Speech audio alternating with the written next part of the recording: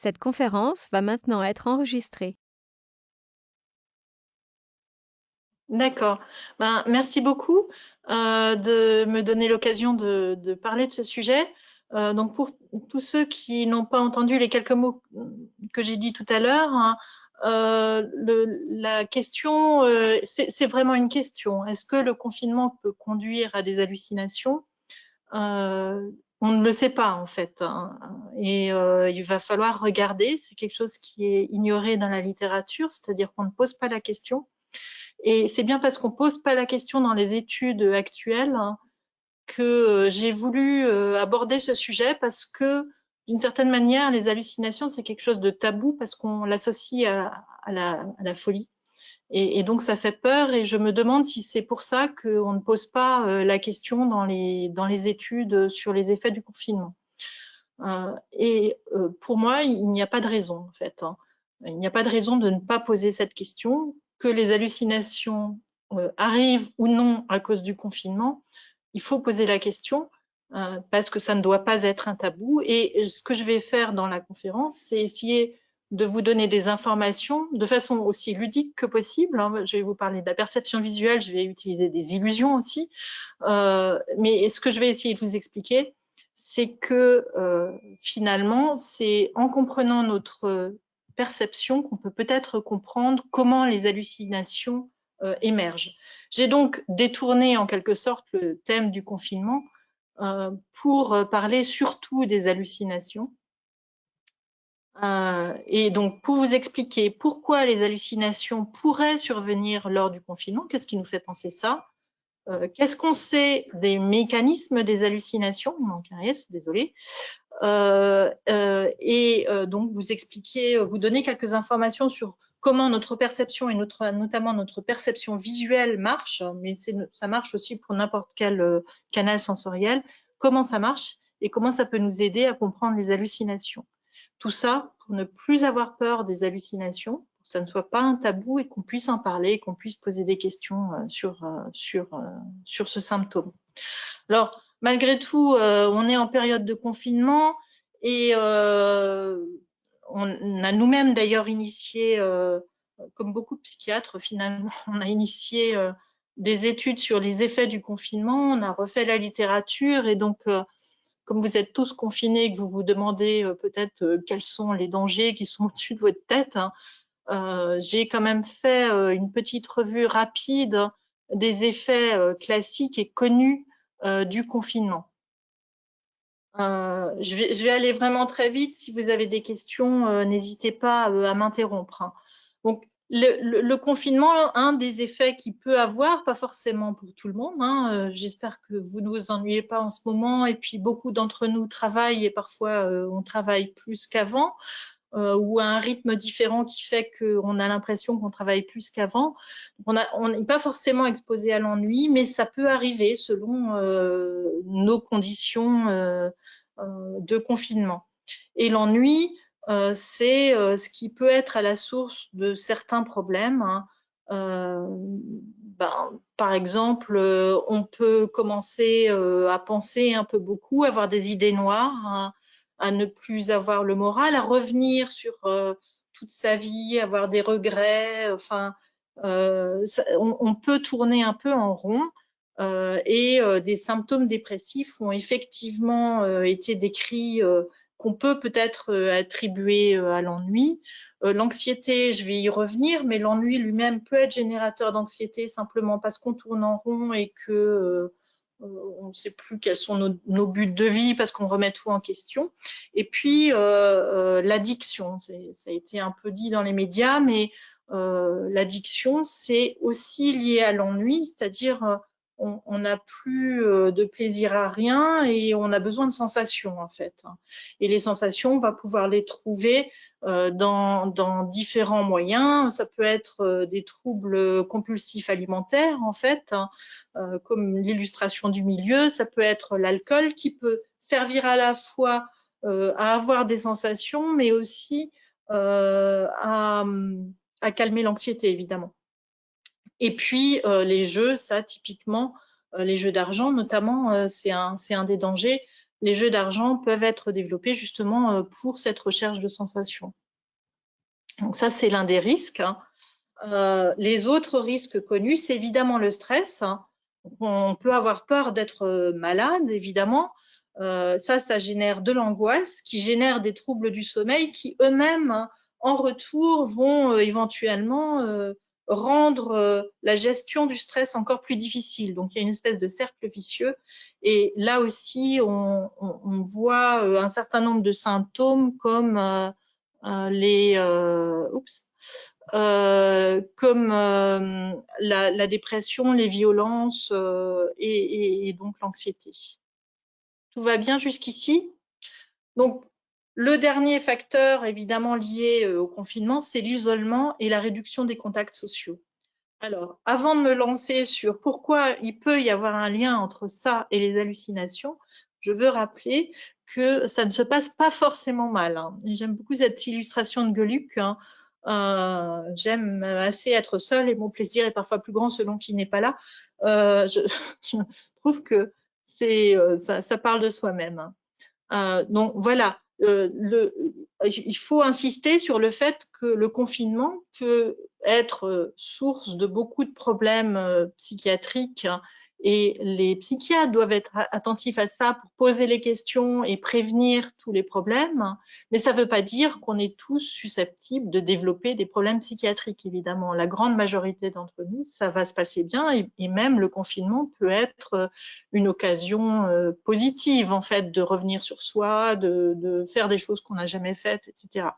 Donc, voilà. Ça, c'était le message d'emblée pour dire pas de panique. Il y a des risques, d'accord, et c'est le rôle des médecins d'essayer de les prévenir, mais ça peut très bien se passer. Voilà.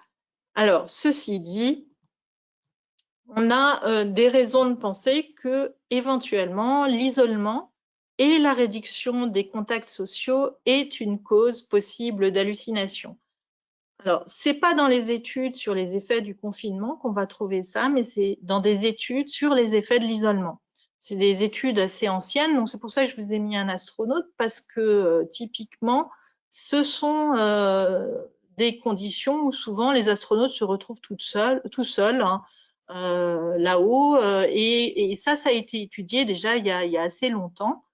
Ce qui a été observé, déjà dans ces études anciennes, c'est que quand on met donc en dehors des astronautes qu'on envoie, avant de les envoyer, il y a eu des études pour isoler des personnes, justement pour savoir ce qui pouvait se passer si on envoyait des personnes soit dans l'espace, soit éventuellement dans des sous-marins, dans des milieux confinés par définition, ou dans des expéditions dans le Grand Nord aussi. Et donc, il y a eu un certain nombre d'expériences pour voir quelles étaient les conséquences de l'isolement et donc de la réduction des contacts sociaux. Et ce qui a été observé dans ces études, c'est que quand même, donc dans des conditions extrêmes, je ne saurais trop insister sur le fait que ces conditions extrêmes ne correspondent pas exactement à nos conditions de confinement où on a une source d'information via la télé, les ordinateurs, Internet, les téléphones, etc. Donc ça ne correspond pas. Mais dans ces conditions d'isolement extrême, on observe quand même 40% de phénomènes hallucinatoires. Alors au début, ça peut être juste des petits flashs, des petits mouvements en périphérie, d'où mon illustration. Et ce qui est important aussi, c'est que tous ces phénomènes, en général, disparaissent après la fin de l'isolement. Mais et évidemment, ces études sont quand même une source d'interrogation. Qu'est-ce qui se passe? Qu'est-ce qui fait que l'isolement et la réduction des contacts sociaux peut amener à des hallucinations alors que si on n'en a jamais eu, on se dit qu'on n'en aura jamais. Et bien sûr, ça pose d'autant plus question que les personnes qui ont participé à ces études étaient sélectionnées pour, a priori, leur solidité psychologique. Donc que malgré tout, on observe des phénomènes hallucinatoires dans 40% des cas pose évidemment question. Et une des explications, c'est en fait l'effet de la déprivation sensorielle. Et là aussi, on a des données assez anciennes, en fait, c'est des données cliniques hein, sur le syndrome de Charles-Bonnet. Donc, le syndrome de Charles-Bonnet, c'est lié à une réduction drastique des inputs sensoriels, c'est-à-dire on n'a plus d'informations sensorielles pour différentes raisons. Ça peut être un problème ophtalmologique, ça peut être un problème cérébral, hein, mais l'arrêt des informations sensorielles amène en général à des hallucinations et l'illustration, elle est là pour vous donner une idée du type d'hallucination qu'on a dans ce cas-là avec des petits bonhommes, des Lilliputiens. C'est ça qui est notamment rapporté par les sujets qui ont présenté ce type d'hallucination. Donc là encore, c'est vraiment l'effet de la déprivation sensorielle avec finalement une espèce de compensation. C'était la première explication qui a été proposée. Il n'y a plus d'informations sensorielles qui arrivent dans le cerveau essaye de compenser, il crée des images par exemple, ou des sons. D'accord? Donc ça, c'était l'explication un peu simple. Et puis, en 2007, un chercheur qui s'appelle Hoffman a proposé une analogie entre déprivation sensorielle et sociale hein, en proposant que la déprivation sensorielle et sociale puisse effectivement être à l'origine des hallucinations. Et l'un des indices sur lesquels il s'est basé, c'est qu'il y a une forte corrélation entre le fait d'avoir une réduction des contacts sociaux et pour les patients, donc cette fois-ci je parle de patients souffrant de schizophrénie, on retrouve une réduction des contacts sociaux chez ces patients et beaucoup plus chez ceux qui ont des hallucinations versus ceux qui n'en ont pas. Donc ça, c'était un des arguments. Vous voyez tout de suite que le problème, c'est qu'on ne sait pas quel est le lien de cause à effet. C'est-à-dire, est-ce que c'est les hallucinations qui entraînent une déprivation sociale ou est-ce que c'est la déprivation sociale qui entraîne les hallucinations? Ceci dit, quand on connaît le fonctionnement de la perception visuelle et les hypothèses actuelles, on peut arriver à commencer à comprendre comment les choses peuvent se passer et comment au moins certains types d'hallucinations peuvent émerger. Vous allez voir qu'elles n'émergent pas seulement dans les psychoses. Et donc, je vais prendre l'exemple. Ah, vous avez un problème de son. Est-ce que Evelyne a un problème de son? Est-ce que vous semblez être la seule, hein? Donc, ça ne doit pas être chez moi. Ah, il faut quitter et revenir. Hein. Pour Evelyne, j'attends un petit peu. Ah, rafraîchir, F5. OK.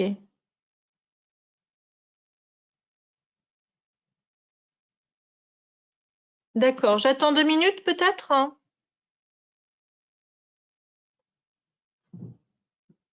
Je vais attendre qu'Evelyne se déconnecte puis reconnecte et puis je vais tout de suite enchaîner. De toute façon, ma présentation n'est pas très très longue, hein, donc ça pose pas de problème. Hein.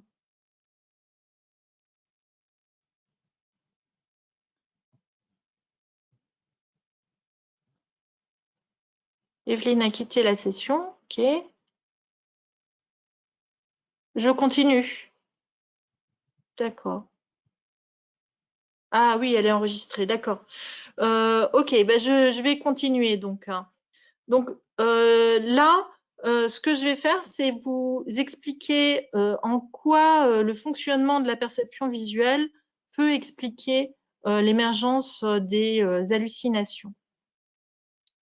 Donc là, ce qu'on voit, c'est une dame avec un chignon qui regarde un livre. Et ah ben parfait. Et l'idée qu'on a souvent de la perception visuelle, parce que quand on regarde autour de soi, on a accès immédiatement aux informations. Et donc, on a l'impression que ce qui est autour de nous s'imprime directement dans notre cerveau. C'est-à-dire, on a accès tellement rapidement aux informations de l'environnement que on n'imagine pas que ça soit quelque chose de compliqué. l'information entre et du coup, on perçoit immédiatement l'information. Mais en fait, l'impression de percevoir immédiatement ce qui nous entoure n'est qu'une impression. En réalité, les modèles de perception visuelle ressemblent plutôt à ce que je vous illustre là en bas. C'est extrêmement compliqué, il y a énormément de voies et je vais vous expliquer un minimum pourquoi on a besoin d'avoir un processus si complexe pour percevoir les informations de l'environnement. Donc, pourquoi c'est si compliqué alors que là, on a simplement un livre? Eh bien, c'est compliqué parce que l'information est complexe et souvent ambiguë. Donc là, je ne sais pas ce que vous voyez, vous pouvez peut-être me le dire. Hein. À votre avis, qu'est-ce qu'on a à l'image? Personne n'ose dire. Donc, c'est quelque chose que j'utilise en cours. Donc, en général, voilà, c'est bon. Il y a toujours quelqu'un qui trouve, mais une majorité des étudiants, voilà, merci, disent une bibliothèque, merci, ou des taches de plusieurs couleurs, ça me va aussi. Et donc, est-ce que c'est vraiment un livre? Eh bien, non.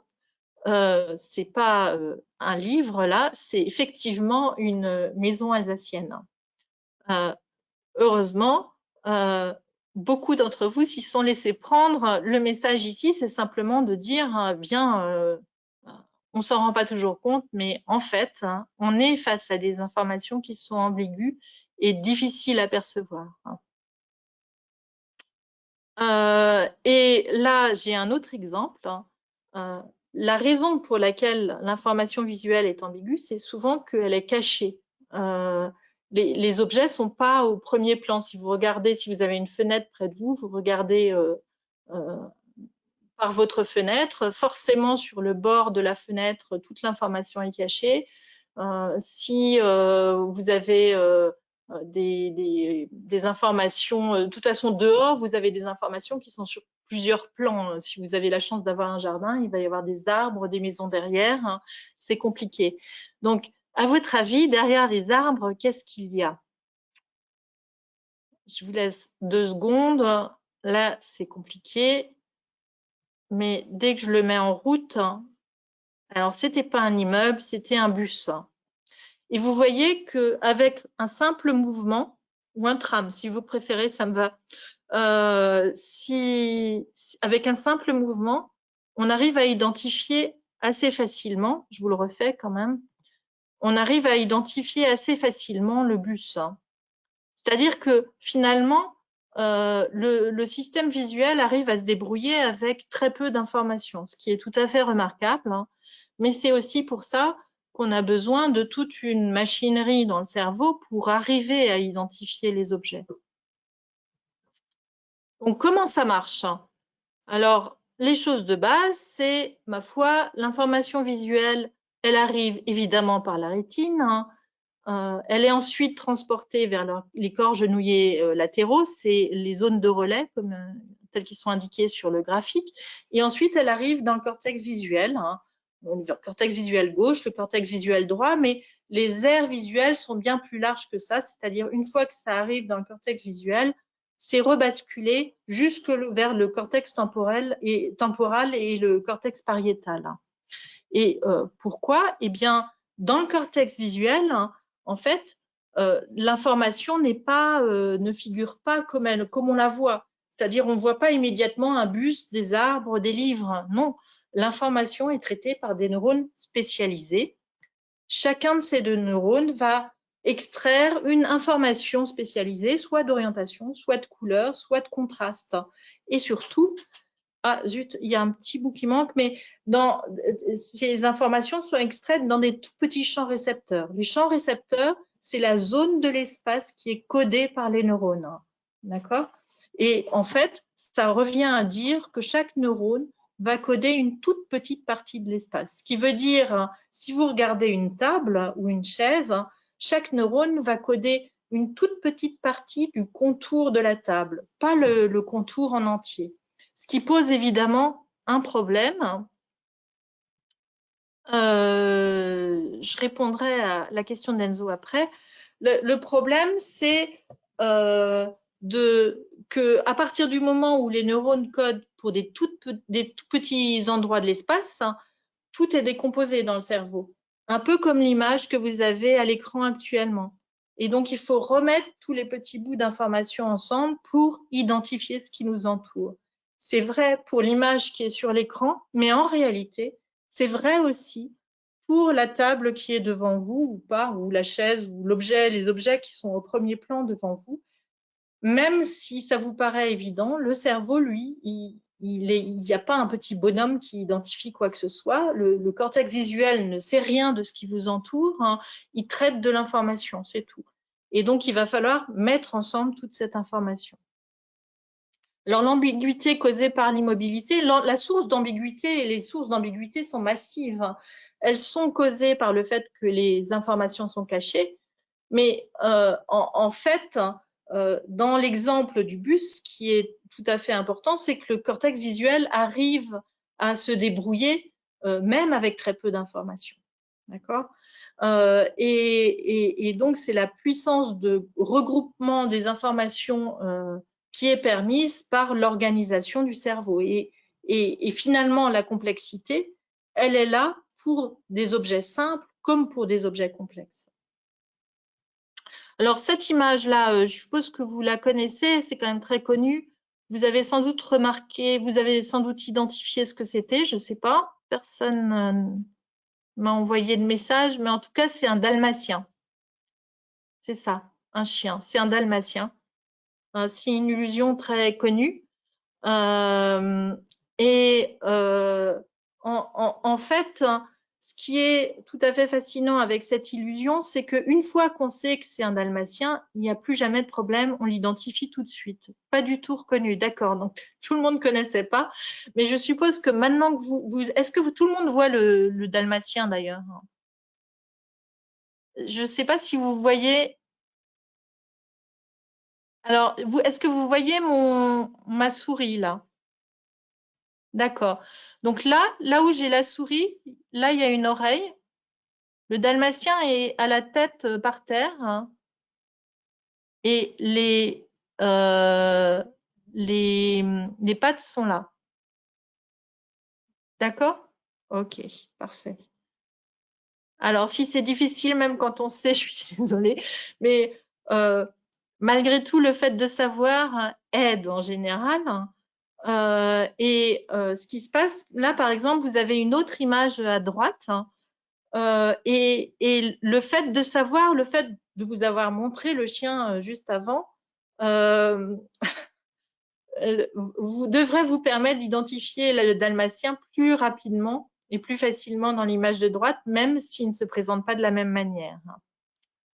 Alors, je vois qu'il y a beaucoup d'auditeurs imaginatifs, hein, mais je vous assure que c'est des dalmatiens, pas des vaches et pas des éléphants, mais c'est pas très grave. Ok. C'est un peu comme le livre tout à l'heure. J'avais montré le livre et j'ai amorcé, ça n'a pas marché pour tout le monde, mais ça a amorcé la perception d'une bibliothèque plutôt que la perception d'une façade. Ok. Alors, donc, en fait, tout ce que ça veut dire, ça, c'est que quand vous regardez autour de vous, vous n'allez pas tenir compte seulement de l'information qui rentre dans le cerveau, mais vous allez aussi tenir compte de tout ce que vous savez par ailleurs, hein, de tout ce que vous avez ou de toutes les images auxquelles vous avez été exposé juste avant, comme le livre où j'ai amorcé la perception de la bibliothèque, le dalmatien qui doit vous faciliter l'identification du chien sur l'image présente. Hein, donc ça, c'est les a priori, ce que j'appelle les a priori, mais ça peut être aussi le contexte. Hein. C'est-à-dire, si vous regardez par la fenêtre et que vous avez un jardin devant vous, il y a plus de chances de voir des plantes que un dinosaure, par exemple. Et donc, il y a toujours des choses qu'on sait qui vont influencer notre perception de l'environnement, même quand ces informations sont ambiguës.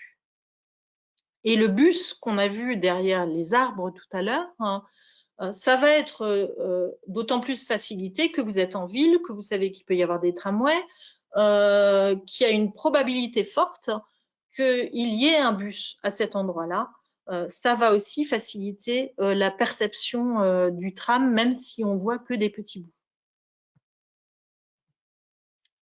Ceci dit, c'est donc très efficace puisqu'on arrive à identifier un bus même quand on n'en voit qu'un tout petit bout.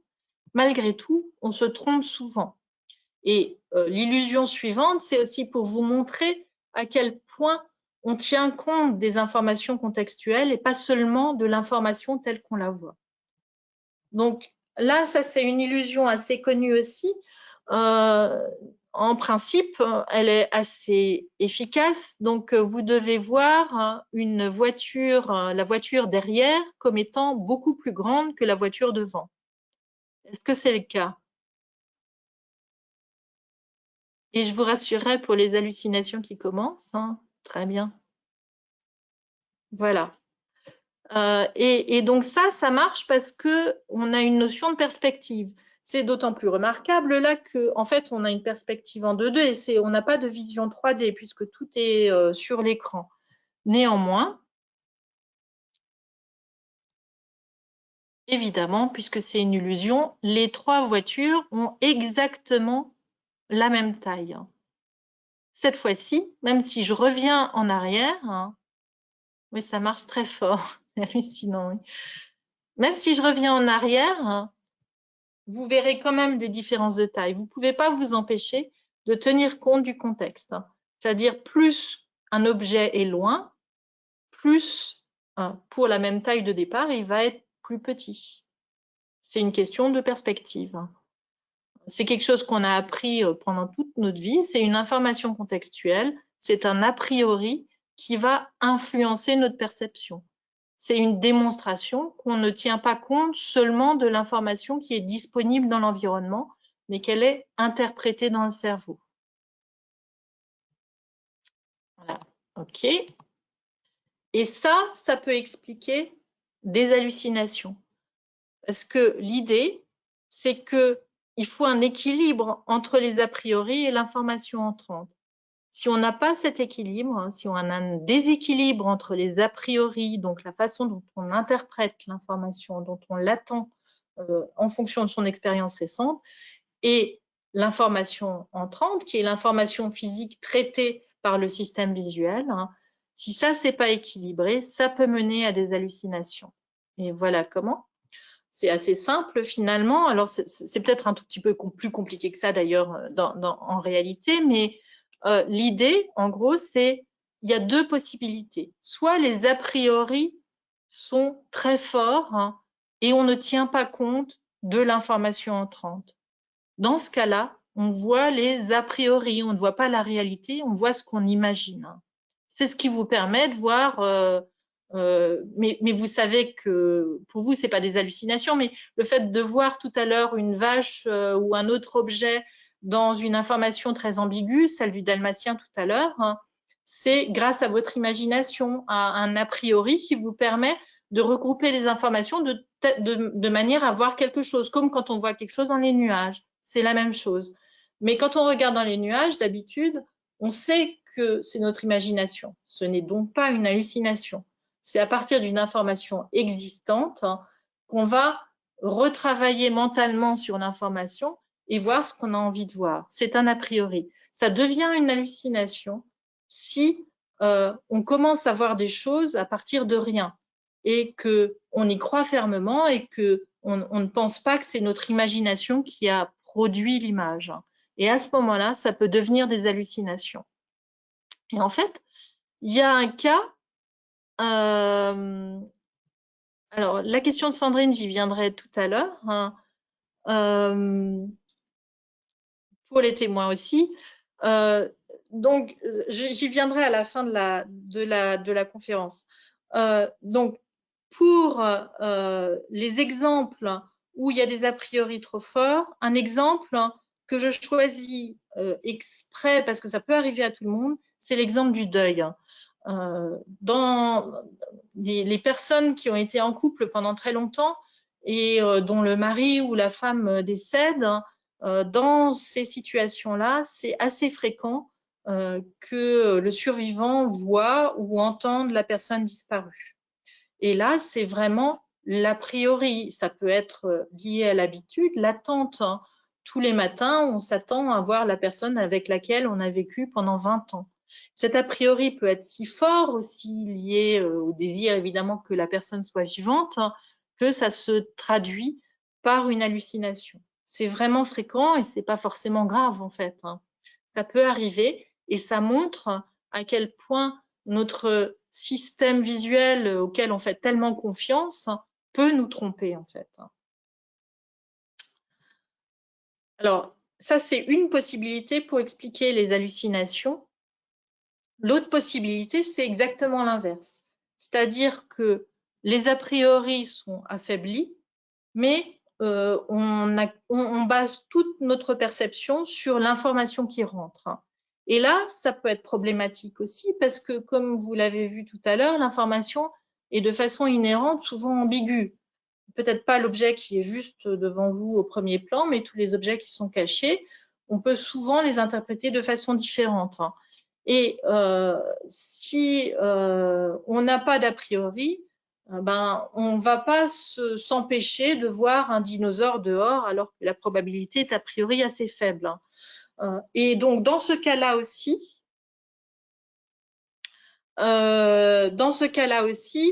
on peut voir des choses qui ne sont pas là. Et un exemple pour ce type d'hallucination, alors ça aussi c'est discutable, mais quand même, c'est l'aura migraineuse. Ça pourrait être vu comme un excès d'informations entrantes. Hein, et dans l'aura migraineuse, alors c'est l'aura ophtalmique dans la migraine, hein, c'est pas très fréquent, mais ça arrive. Hein, et les sujets qui sont les personnes qui sont sujettes aux auras ophtalmiques dans la migraine voient ce genre d'informations, c'est-à-dire des cercles qui s'élargissent au fur et à mesure et qui sont très lumineuses. C'est vraiment une information qui n'est pas là du tout, qui est gênante et qui est souvent annonciatrice d'une migraine. Et ça peut arriver donc indépendamment évidemment de toute psychose. C'est un phénomène lié aux transmissions et aux problèmes rétiniens. Toutes les croyances, etc., je répondrai tout à l'heure. Ok. Donc, parce que de toute façon, j'ai presque fini. Donc, les causes d'hallucination, c'est quand même d'abord ça qu'il faut retenir. Les causes d'hallucination peuvent être multiples. J'ai commencé par la déprivation sensorielle, donc ça veut dire la surdité ou la cataracte, tous les problèmes sensoriels qu'on peut avoir peuvent être source d'hallucination. Le deuil peut être source d'hallucination, c'est-à-dire on parle bien d'hallucination à partir du moment où les personnes voient et ou entendent quelque chose que les autres personnes ne voient pas ni n'entendent. Ça, c'est par définition une hallucination. Le fait de penser que quelqu'un est là, ça, c'est pas une hallucination. C'est une croyance. C'est toute la différence entre croyance et hallucination. Les hallucinations reviennent donc, ne sont pas une croyance, c'est le fait d'entendre réellement la personne qui est décédée. L'épilepsie peut être source d'hallucinations, un peu comme l'aura migraineuse. C'est une suractivité cérébrale qui va pouvoir entraîner des hallucinations. Et c'est très important de faire la différence avec des hallucinations telles qu'on peut les rencontrer dans la psychose ou la schizophrénie, parce que c'est pas du tout le même traitement. Les atteintes cérébrales, les démences, notamment la démence à corps de Lewy, ou la maladie de Parkinson sont des démences qui font surgir des hallucinations très particulières, donc on peut identifier assez facilement. L'isolement social, donc j'ai mis un point d'interrogation parce que encore une fois, le lien de cause à effet reste quand même à démontrer. Et puis, on peut rappeler aussi que les hallucinations, c'est pas seulement des voix qui parlent ou des personnages, ça peut être des choses qu'on voit ou qu'on entend qui sont moins bien identifiables, hein, et les acouphènes sont des bruits qui peuvent survenir tout bêtement lors d'une otite, hein, sans que ça soit évidemment des hallucinations liées à la psychose. Voilà, donc les messages à retenir, hein, c'est que les hallucinations, c'est pas synonyme de folie. Certainement pas. Hallucination ne veut pas dire schizophrénie. Le deuxième message, c'est on croit ce qu'on voit. Toute notre perception de notre environnement est basée sur notre perception visuelle et auditive, et on a tort parce que on n'a pas accès directement, comme on le pense, à l'environnement, à notre environnement. Je pense vraiment que ça a tout plein d'implications, à la fois en recherche, mais aussi pour la société en général, hein. Si on comprenait mieux nos limites, ça permettrait peut-être pas seulement de comprendre les hallucinations, mais aussi le fait qu'on soit esclave des images, hein. Et enfin, le message principal, c'est même si les hallucinations sont dans la psychose, c'est les hallucinations, les explications que je vous ai données, elles sont peut-être un peu simples et c'est sans doute pas les explications définitives, hein, mais c'est quand même des débuts d'explications. Et le message là-dedans, c'est que, eh ben, des explications, on va en avoir, hein. La source de ces hallucinations, c'est pas quelque chose qui se passe au-dessus de notre tête, hein, c'est quelque chose qui se passe dans notre cerveau, qui est explicable, qui a une cause rationnelle, hein, et qui donc pourra être compris et traité. Et ça devrait aider à faire en sorte, j'espère, que les hallucinations ne soient plus un tabou, qu'on en ait moins peur, hein, et qu'on puisse donc en parler. Voilà. J'avais juste une dia de perspective sur le fait que, évidemment, je l'ai déjà mentionné, là, ce que je vous ai dit sur les hallucinations et les mécanismes qu'on met en avant, c'est encore un peu simple et c'est pas définitif, hein. Et puis la perception elle-même, on n'a pas tout compris encore, hein. Et donc je faisais juste une perspective liée à notre propre recherche avec une autre explication sur les hallucinations qui n'est pas en contradiction avec ce que je vous ai dit. Et l'idée, c'est que ce qui vient de nous est prédictible quand on agit et quand on pense, hein. Et quand il y a une surprise, ça vient de l'extérieur. C'est une propriété de la perception, au fond. Si on arrive à prédire, hein, ce qu'on voit, on ne va pas en tenir compte vraiment. Si on n'arrive pas à le prédire, hein, ça va prendre une importance démesurée. C'est une surprise. Et une cause d'hallucination, c'est si on ne prédit pas bien ce qui vient de nous, donc quand on ne prédit pas ce qu'on va faire ou ce qu'on va penser, l'information créée est une surprise, donc vient de l'extérieur. Et ça peut vouloir dire que l'hallucination peut être vue comme une pensée attribuée à l'extérieur. C'est peut-être aller un peu vite, hein, mais je vais m'arrêter là quand même et je vais essayer de répondre aux questions auxquelles j'ai pas encore répondu.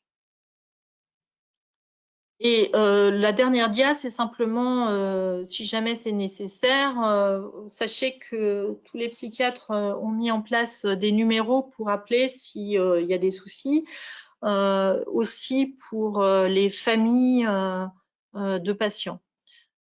Alors, voyons. Alors, finalement, pour le deuil, je pense avoir répondu. Je ne sais pas, est-ce qu'on restitue les micros pour pouvoir parler ou non, je réponds simplement au chat, hein. Oui, effectivement, les micros vont rester coupés. Les personnes vous ont posé leurs questions dans le chat. On peut remonter un peu dans le chat pour voir, mais je Non, mais pense ça que va. vous avez Oui, répondu aussi sur cette thématique. N'hésitez pas à continuer à poser vos questions dans le chat. d'accord, hein. Ok. Donc, il y a une question qui est la récurrence des infos crée une boucle saillance de ce genre de percept et habitue nos structures de représentation à en prédire, trouver, donc les halluciner. Voyons. Vous voulez dire que on peut créer les hallucinations en quelque sorte. On n'a même pas besoin de la récurrence des informations, hein. On sait qu'effectivement certains patients arrivent à susciter les hallucinations. C'est souvent bien d'ailleurs parce que ça veut dire qu'elles ont le contrôle des hallucinations. Le problème des hallucinations, les hallucinations ne sont pas un problème si on n'en souffre pas. Je connais au moins une personne qui m'a dit voir des petits papillons colorés de temps en temps.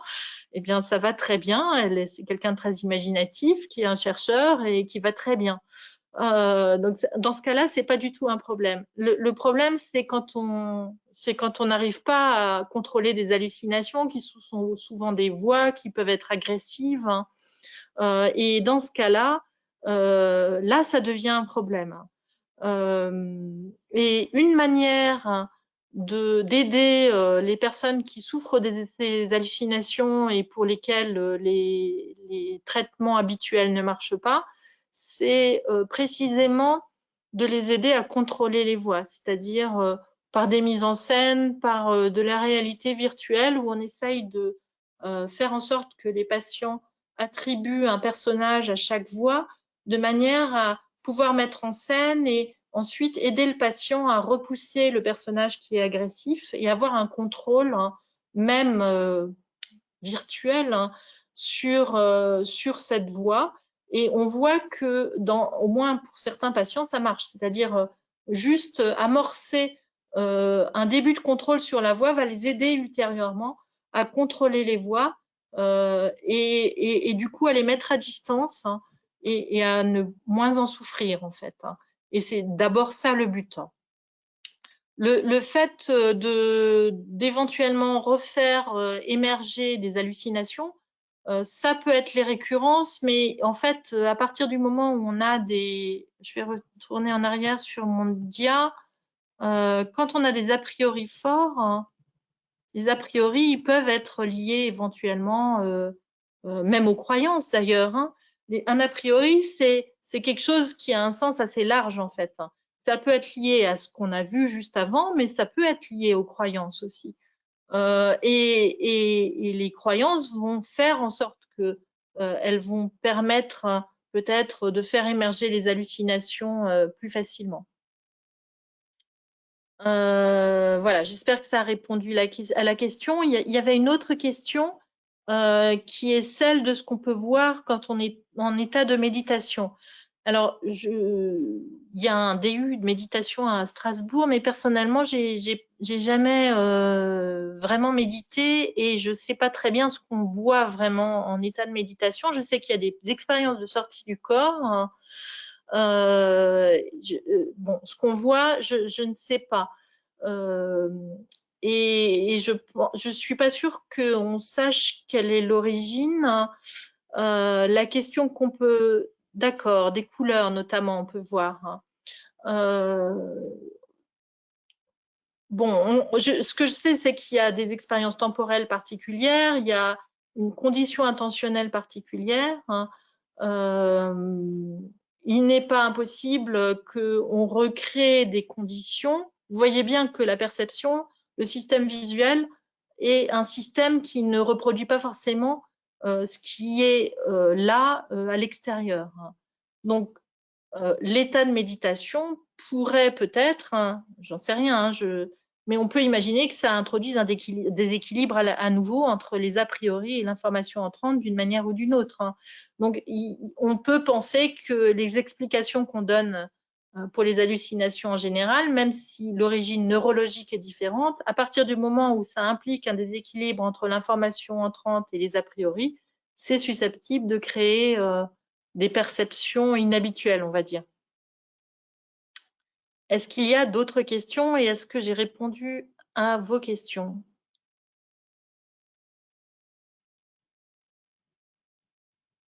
Ceci dit, pour la méditation, je pense que ça mériterait d'être étudié de plus près, mais il faudrait déjà bien décrire de quoi il s'agit.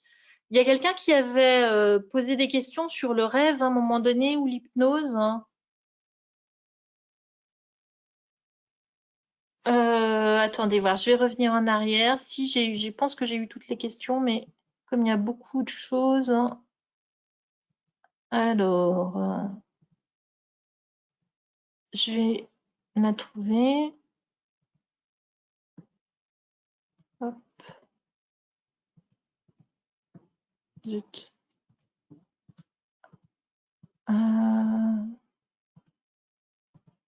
Je retrouve pas la question. Il y avait quelque chose sur l'hypnose, il me semblait, à un moment donné.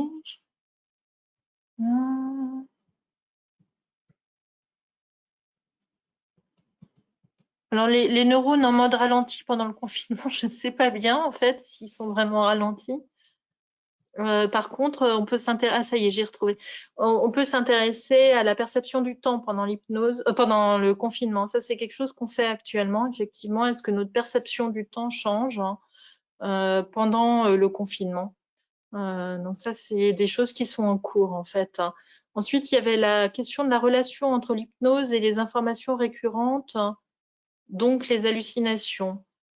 Bonne question. Je suis pas une spécialiste de l'hypnose et je sais pas très bien ce qui se passe. Je peux rebasculer sur le déséquilibre en informations entrantes, mais c'est un peu facile. Donc, à vrai dire, je suis pas bien sûre d'avoir l'explication. Je pense que dans l'hypnose, on fait aussi ressurgir des souvenirs, des choses comme ça. Donc, ça va peut-être au-delà de la simple perception, je pense. Il faut sans doute faire intervenir la mémoire. Ouais, c'est ça. Donc, d'ailleurs, je suis pas sûre qu'il y ait vraiment des hallucinations dans l'hypnose. En fait, je pense que c'est plus hypnose médiatique crée cette récurrence et favorise des hallucinations. L'hypnose médiatique, il y a un syndrome pour ça. Ça favorise surtout du stress en fait. Et les symptômes qu'on observe dans ce cas-là, c'est surtout des symptômes liés au stress. Donc, bon, les hallucinations peuvent éventuellement émerger parce que si on a une vulnérabilité en cas de stress, ça va émerger plus facilement, mais c'est pas forcément direct. Ouais. Pour la relaxation profonde, ok, mais alors ce qu'on a quand même, c'est oui, bien sûr, l'hypnose médiatique, c'est pas vraiment une hypnose, je suis bien d'accord avec vous. C'est une façon de parler. L'hypnose comme relaxation profonde, alors ce qu'on sait aussi, c'est le lien entre le sommeil et les hallucinations, en fait. Enfin, ce qu'on sait, c'est plutôt une question, en fait. C'est-à-dire qu'évidemment, comme on voit des choses pendant le sommeil et les rêves, il y a un certain nombre de chercheurs qui ont évoqué la possibilité que les rêves soient des formes d'hallucination, puisqu'après tout, on voit des choses qui ne sont pas là.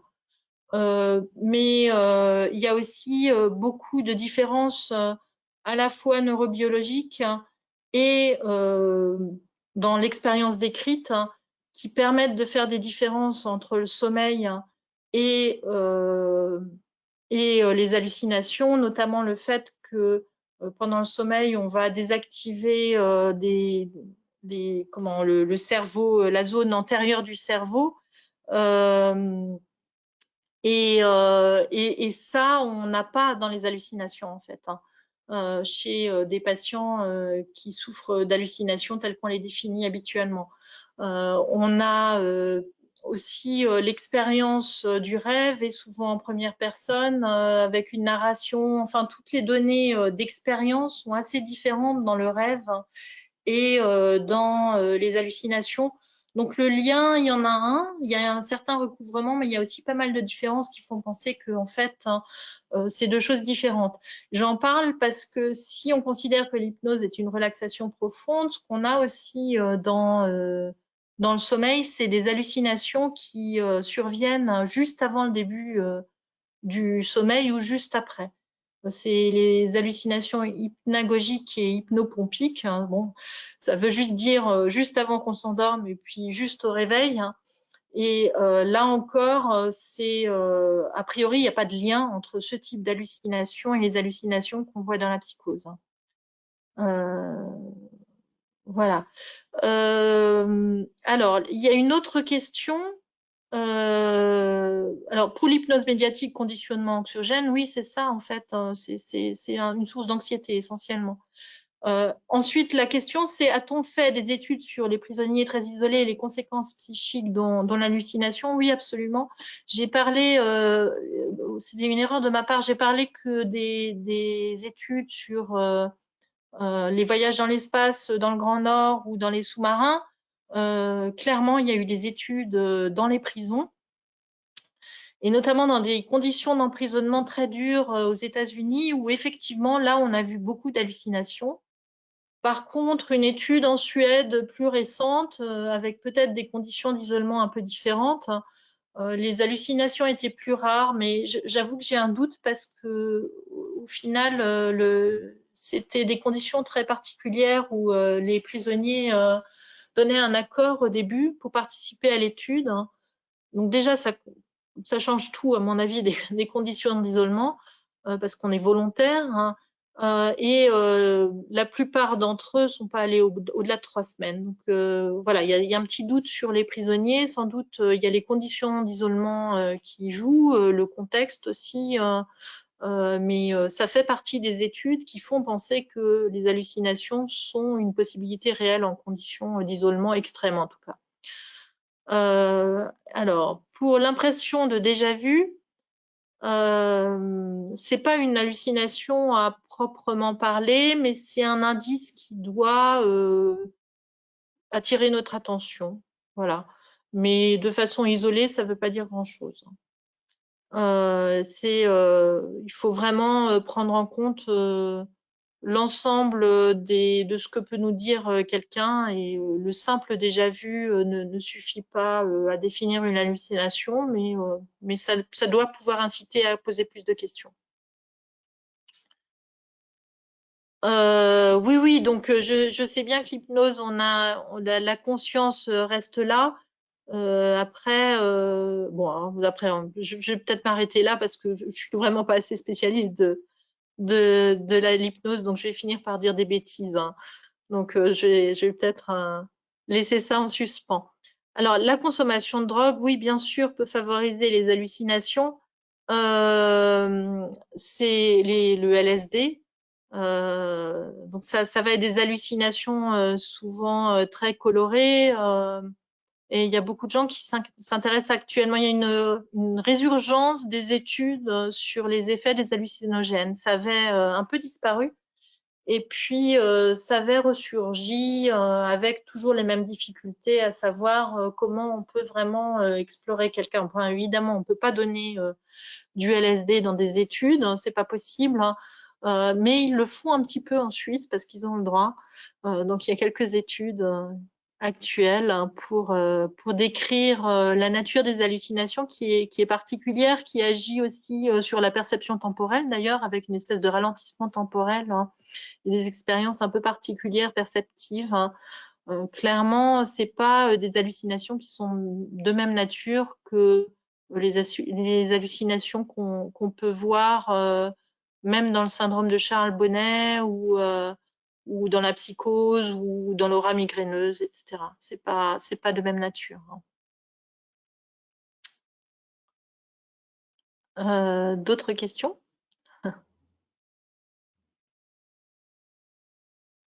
Le haut, c'est parce que ça vous étonne qu'on fasse des études sur les hallucinogènes, sans doute. Hein. Oui, ben nous non. Nous non, bien sûr que non, on ne peut pas faire ça. Et il y a vraiment une difficulté qui est que même si on le faisait en fait, hein, les sujets sont dans un état quand même très très particulier, donc c'est difficile de faire la part des choses. Souvent, ils sont pas capables de décrire sur le moment ce qu'ils voient. Il faut les interroger après, donc il y a vraiment une difficulté. Donc ces études sont aussi un peu controversées. D'autres questions? On a encore le temps de prendre une ou deux questions. Est-ce que quelqu'un veut encore demander quelque chose ou pas? J'ai l'impression qu'on a fait le tour des questions. Je vous en prie.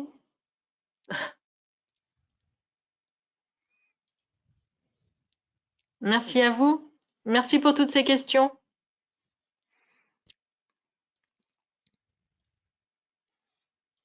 Merci à tous d'avoir participé à cette conférence. J'espère qu'elle vous a plu. Je vais vous laisser le mot de la fin, Anne, et puis je couperai la conférence. D'accord. Donc, vraiment, le message, c'est surtout n'ayez pas peur des hallucinations.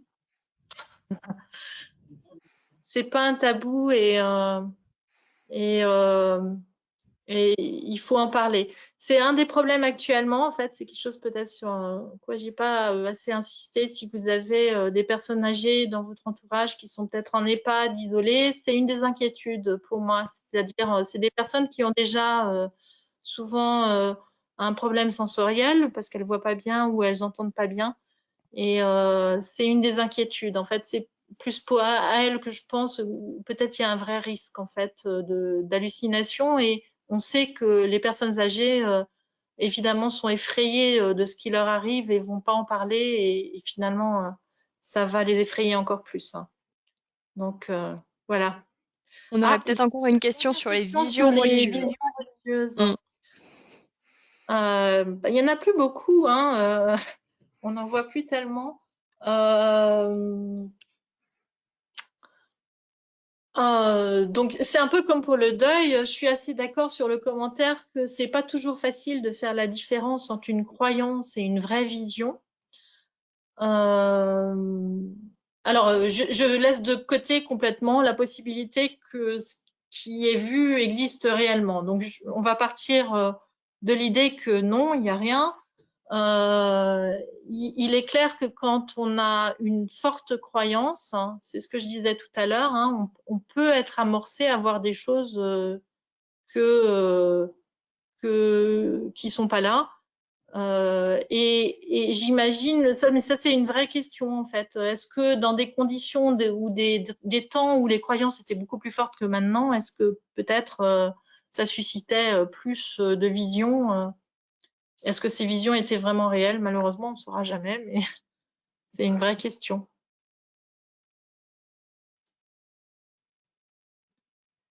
Oui, oui, je ne vais pas me prononcer pour Bernadette Soubirous, je ne vais pas faire de diagnostic. Hein. Ce que je veux dire, hein, c'est à partir du moment où les hallucinations ne sont pas synonymes de folie, et c'est toujours très difficile de faire des diagnostics sur des personnes qui sont plus là en fait. Hein. En psychiatrie, tous les diagnostics reposent sur un entretien.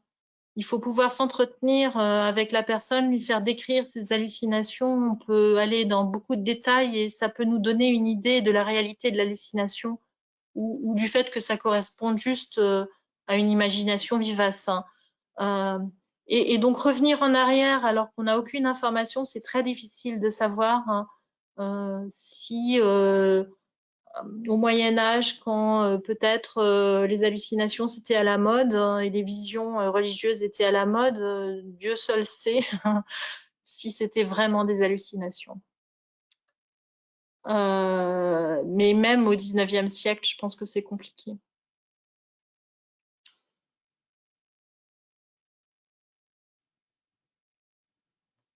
Oui, même au XIXe siècle, c'est compliqué. Enfin, il y a des tomes entiers sur des peintres ou des musiciens et par exemple, il y a énormément de doutes, même sur des gens comme Van Gogh ou d'autres, ou Louis II de Bavière, savoir s'ils avaient réellement des hallucinations ou s'ils avaient peut-être une épilepsie temporale, pardon, ou quelque chose d'autre. Vous voyez bien il y a énormément de causes possibles en fait pour les hallucinations. Donc faire un diagnostic rétrospectif, c'est toujours très compliqué, même au XIXe siècle. Voilà, voilà.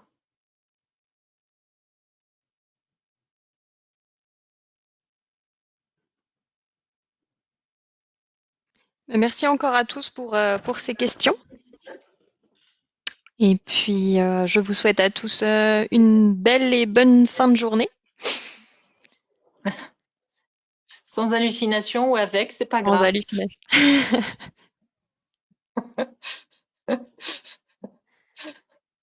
Bonne fin de journée à tous, hein.